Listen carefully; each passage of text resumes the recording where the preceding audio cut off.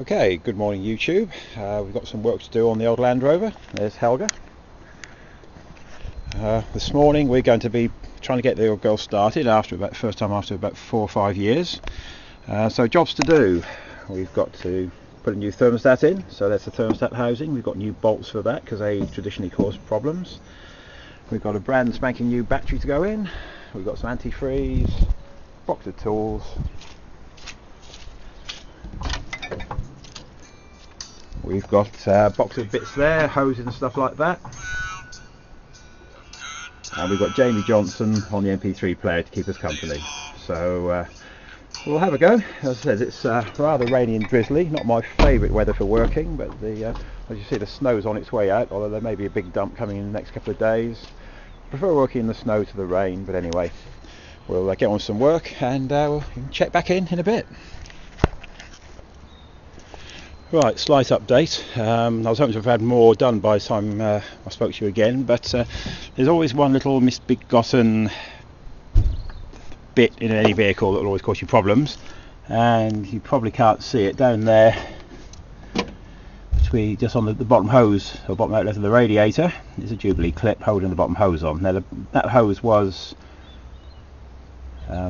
basically knackered, or it looked okay at first. It was perished, something rotten.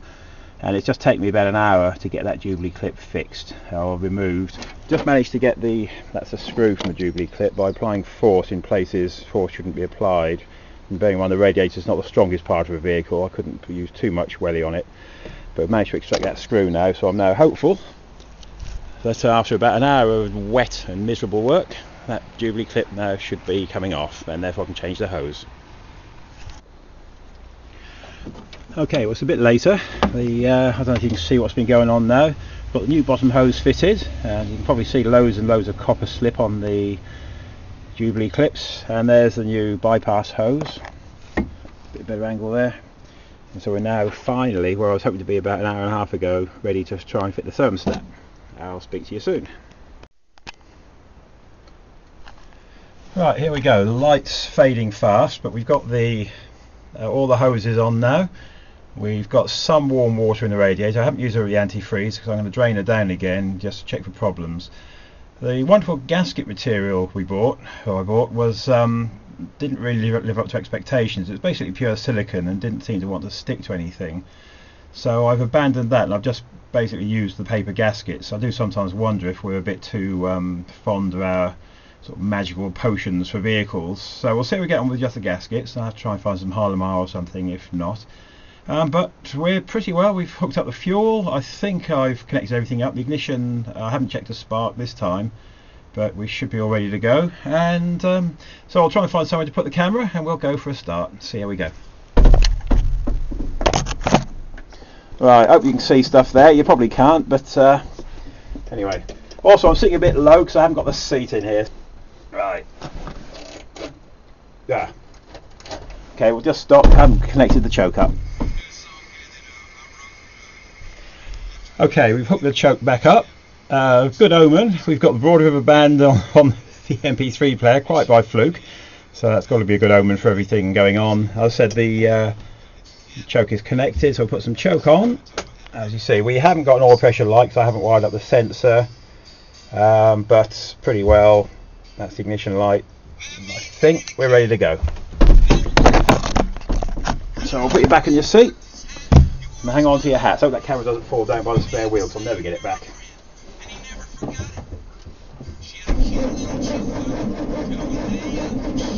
Oh, the lovely new battery is turning her over nicely. Oh. Hey.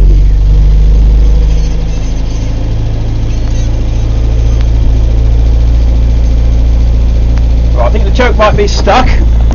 We're hardening a bit quick. I'll just push the choke cable in.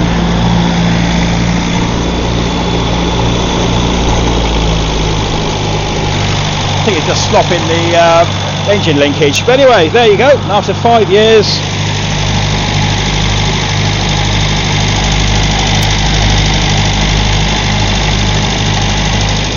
Right, radiator's dry, obviously the water's gone down, so I'll get some more. Smoking a bit, but it's damp and she's cold. We'll shut it down for now and get some water, see how we get on then.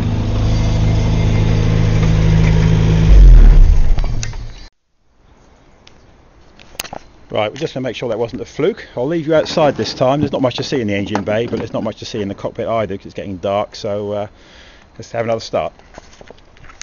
It's just started raining.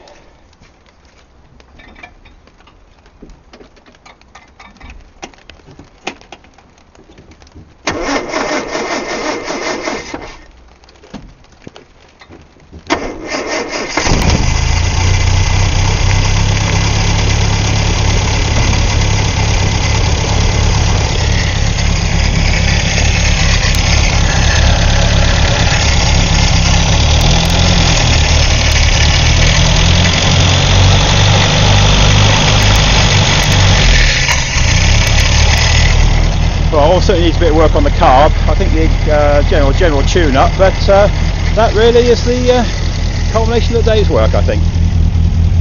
Should we try and drive her? Why not? Just move some tools. We're not going out on the road. Right, well, she's clearly not running right. She's also, I think, running very rich for some reason. I have got the air cleaner off, so it should actually make it a bit lean. But we'll just have a go, see how she moves anyway, just at the end of the driveway. We've got choke clutch action, we've got brakes. So we'll put her into, get which way it's going. I think we're low ratio. First gear, handbrake off.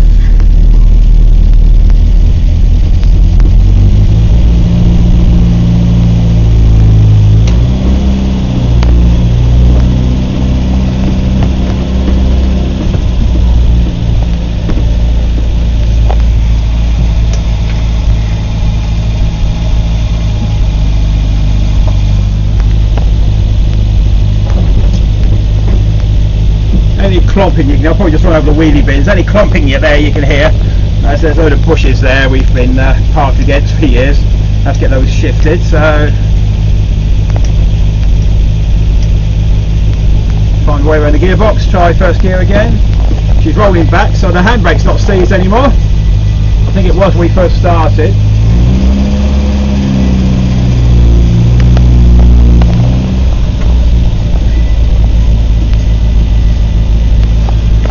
Right, well there you go YouTube, I don't know if you can see me, but I said it is getting very dark. It's 4:30, about the time it does get dark around these parts at this time of the year.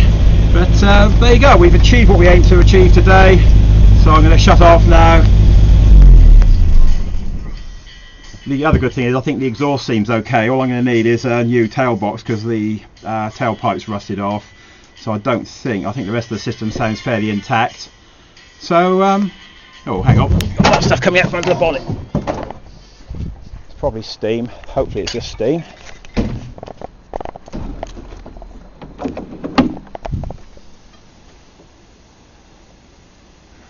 Right, I think it's a water leak. It looks like we need some Hylamar on the on those gaskets after all. It looks like it's water leaked out onto the exhaust manifold and is steaming away. Anyway, we're going to drain the system down now, so if we do get this big dump of snow and freeze, it's not going to ruin her. But there you go, Land Rover started. Okay, we've had to resort to artificial light. That's about the end of the work for today. As I said, we've got the engine started. We've got a bit of a water leak. I just stick my finger in there. It was water, not oil or anything horrible like that. So I'm guessing it's just a hose or something still a bit loose. But that's it. Anyway, I'd like to say thanks to Pete Mustachio for suggesting this video, and hope you enjoy it, Pete. See you later. Bye.